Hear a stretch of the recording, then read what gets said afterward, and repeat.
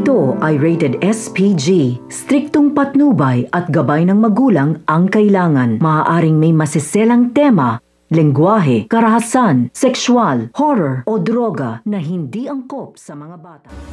Welcome back mga ka-Episode Plus at narito mga dapat nating abangan dito nga lang sa FPJ's Batang Quiapo kung saan tuluyan na napalitan ng kaguluhan ng masayang dibungan nito ni Mokang dahil sa mga taga-Tondo at nagkaharap nga ito nga si Kidlat at si Tanggol dahil dito ay nagkaroon na nga ng riot at palitan ng putok kaya naman naalarma na nga itong sila Rigor at pupunta na nga sila dito nga sa dibungan nito ni Mokang. Dito nga niya mababalitaan na ang nagsimula na naman daw ng gulo ay ito nga anak nga niya na si Tanggol. Kaya sinabi nga nito ni Rigor na siya na mismo nga ang magpapakulong dito nga kay Tanggol. Hindi naman nga makakapayag sila Tanggol sa gustong gawin nga nito ni Rigor. Kaya tuluyan na nga nila lilisanin ang Quiapo at magtatago na nga sila dito nga kay Rigor.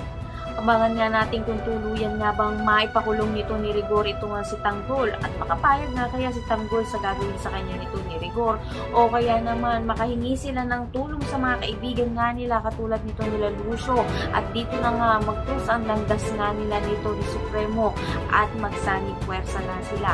Ang lahat na yan abangan natin. Maraming salamat.